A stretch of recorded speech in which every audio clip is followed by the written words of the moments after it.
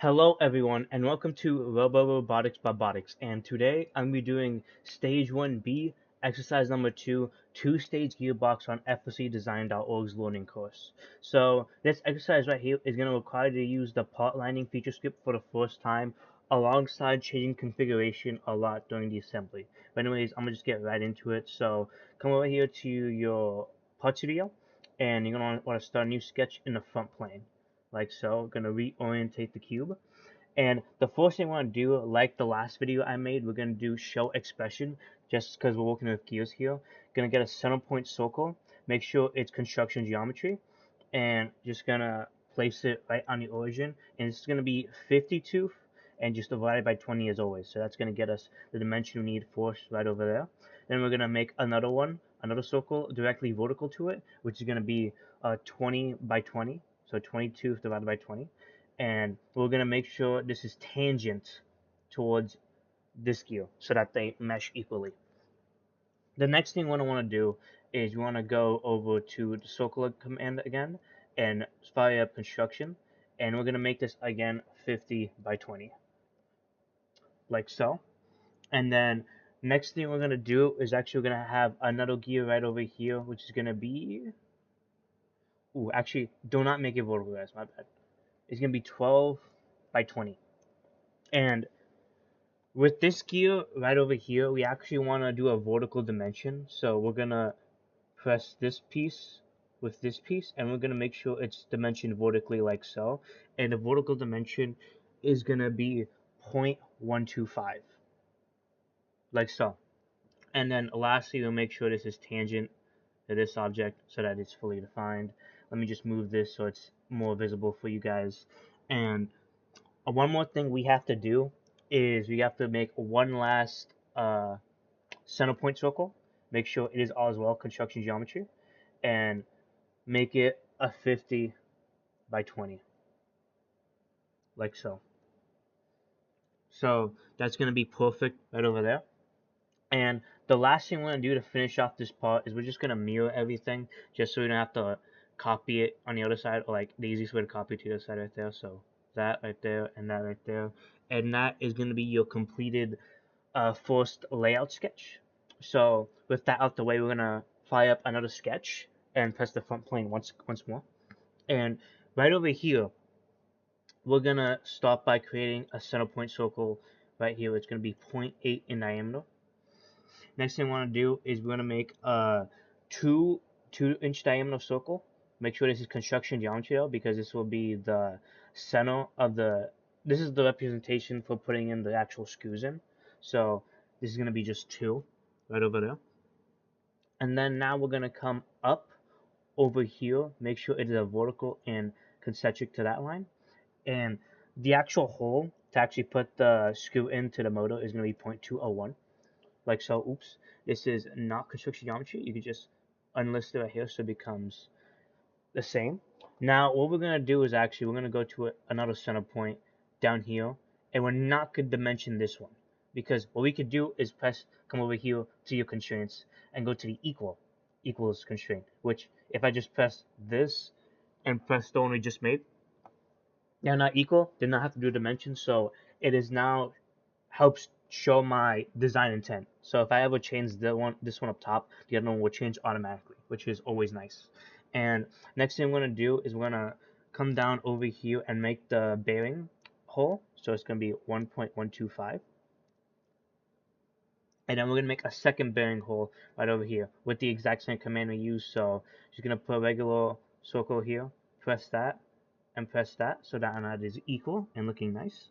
And next thing we're gonna do is go over here to a center point circle, make one horizontal to that, which is gonna be 0.159 in diameter. And we're gonna dimension that so that it is 1 inch away from the origin. And then we're going to make one last circle right over here, which is going to be 0.201, and we're going to fire up dimensions once again and make it so that it is 2 inches away from the origin, like so. So next we're going to actually make the outline for this piece. So to make the outline, what we're going to do is fire up the center point arc and just have it over here, make sure no constraints are made. And the diameter is 0.375, but I just put the radius because that's what I get here, so I'm just going to put 0.188, and that's going to create the radius for us. And next thing we're going to do is we're going to fire up again the center point arc, and we know for sure this point is concentric and vertical, so you could place that right over there. And this part, make sure there's no constraints, so that this part's fine, but this part is not. And then we're gonna go fly up the line tool, and then we're gonna make a line from here, right vertical to the origin or y-axis, I should say. So with that now, I can make a line connecting these two pieces, and I can fire up another center point arc so that it is placed right over here. It is vertical and some I forgot the word for that, but right over here we're gonna make it like so, and then we're gonna make it. Ooh, actually, my bad, guys. Here, let me center point arc. Yeah, right over here. Sorry, that's what we want. Yeah. So we're gonna place the center point arc a little bit out from this reference, so that it is like so. You don't need to define it as of yet, but how we're gonna do is dimension it so that this and this is 0.2 inches away from each other. Looking nice right there. Then we're gonna fire up the line tool once more. Move it right over here so that those two are connected. I'm gonna just move this so it's more oops. I'm gonna move this so it's more, it looks nicer. But as you know, to get all of this actually defined, we're gonna go use our good old friend tangent to just tangent these two lines. Tangent this line and right here, the center point arc. Tangent these two. And then lastly, tangent these two. So that, as you can see, now everything is fully defined. And the best part, since we made this part symmetric, is we could fire up the mirror tool and just mirror, make sure to click vertical to mirror everything to, oops, yeah, that's what I want, yeah. So we could mirror everything that is on here. So as you can see, I can just click all these points and they are all going to get mirrored. Like so. And then I believe, oh, almost forgot one thing. Yeah, that should be all the pieces together. So now as you can see, everything is symmetrical. Everything's looking really nice. So I could conform this finally. And I could come over here and start the extrusion. So I'm going to press the second sketch we made. And we're going to make this into a 1/4 extrusion. Press return. And then check mark that because that is exactly what we want to see right there. And then now we're going to fire up the spacer command so that we can make a spacer right over here. We're going to make it 0.375 in external diameter, and the length will be 1.125 inches. And we're going to start this right over here. That's where the spacer is going to be. So just make a check right over there. And then next thing we're going to do is use the shaft generator to generate the shafts that we're going to need. So we're going to need one shaft. Make sure it's Thunder Hex 1/2, bolt-on washer, and blind. And it's going to be 1.625 in length. And that one is going to start right over here. Make sure you flip the axis like so.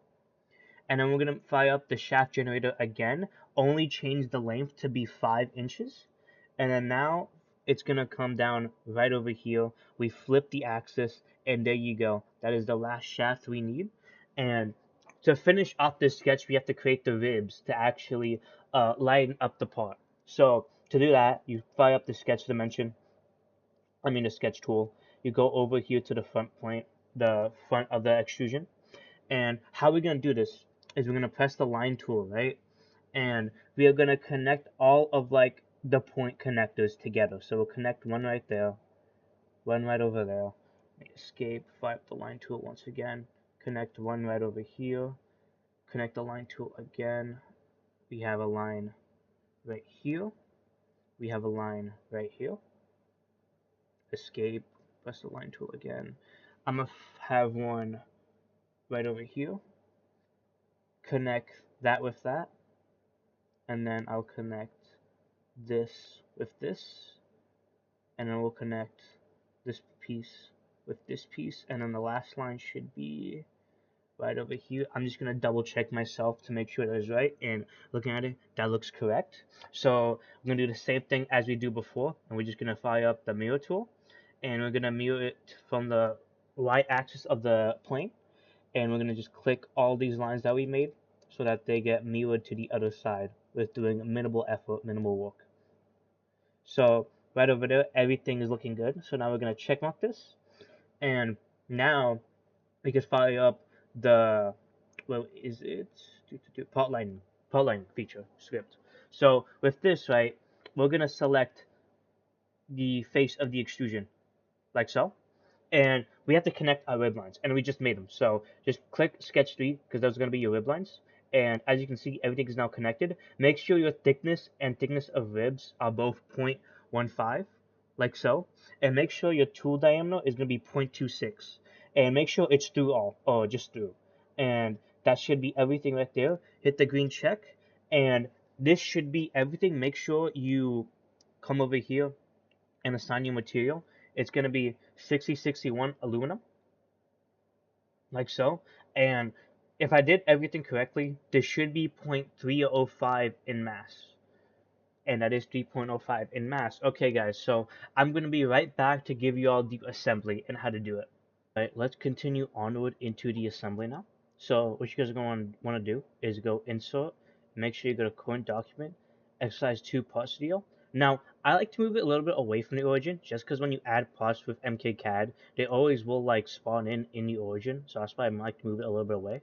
Make sure that your motor plate is fixed, like so, and you're gonna move this spacer back and you're gonna mate it. So gonna make this edge like so, push check mark, and then fire up the replicate command, press the spacer, make sure it's match individual edges, and place it in these 3 compartments right over here, and hit the green check. So with that out the way, next thing you guys want to do is go with the bearings. So I'm gonna go over to MKCAD, configurable only, bearings, go to Vex WC West Coast Products bearings, and then you're gonna go for the third one, Thunder Hex, which is flanged, 1/2. Insert.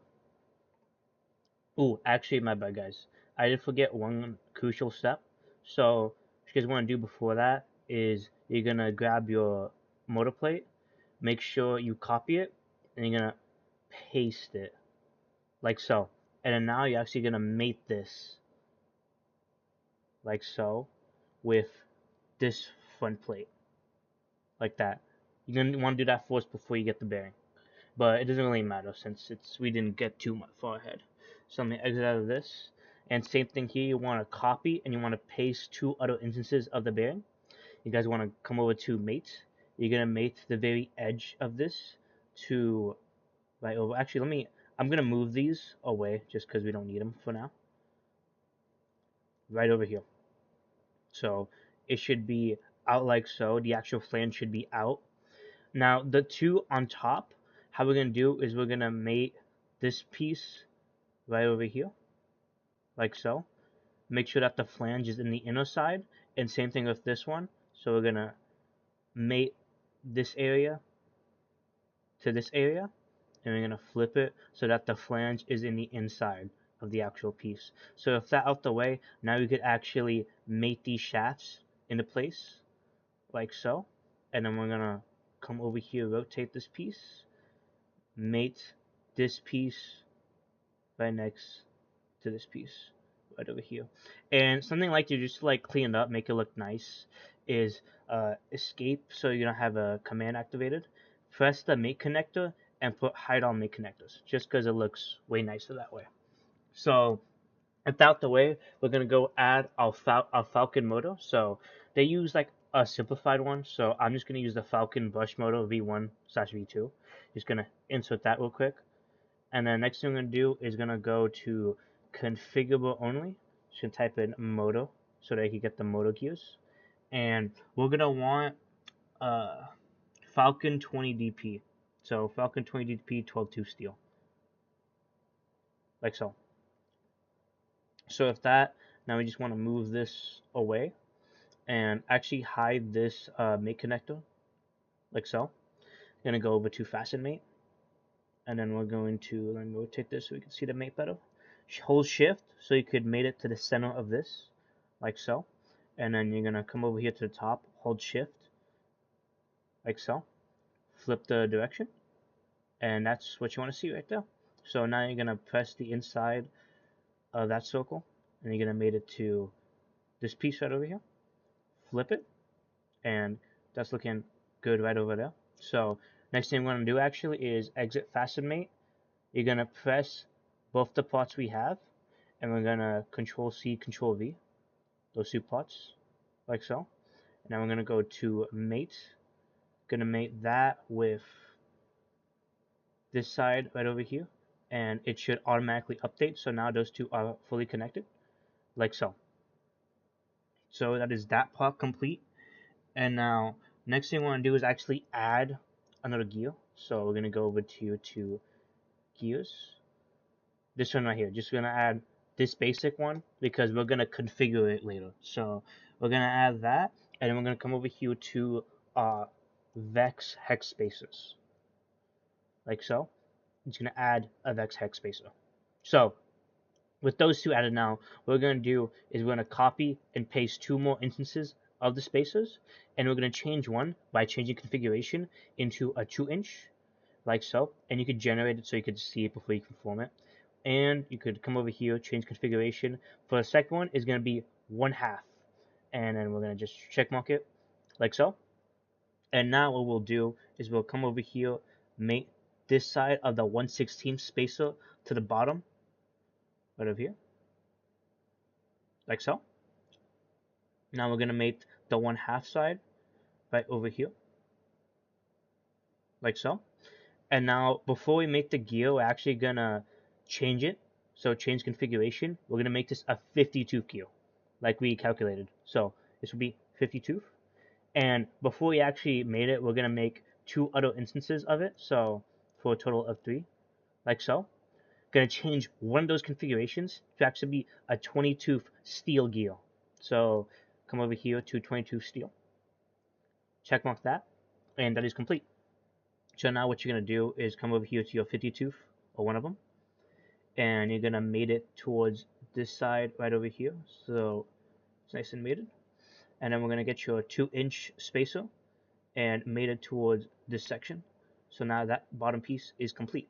So next thing we're going to do is actually we're going to pick up your 20-tooth right over here and just select this piece to mate. And then we're going to mate it towards this bearing right over here, like so. And then we're going to get your 50-tooth right over here.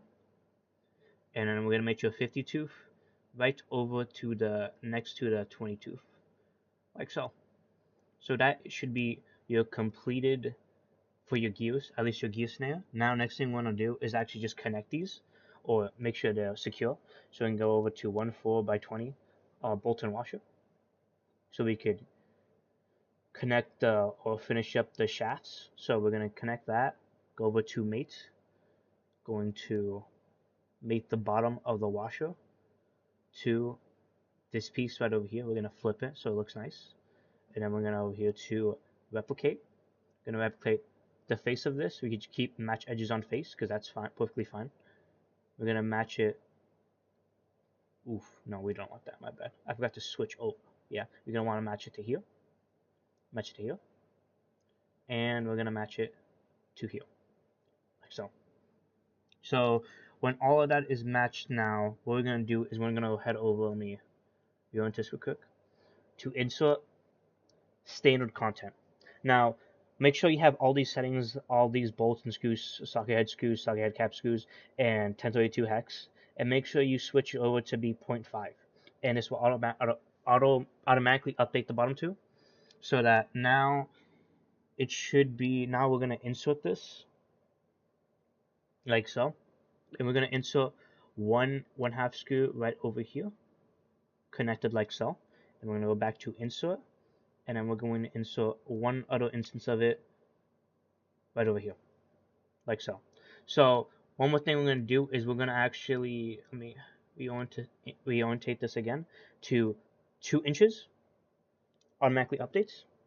And I'm going to insert one instance of 2 inches right over here, connected to this side. So you can check mark that because that's all the instances we need.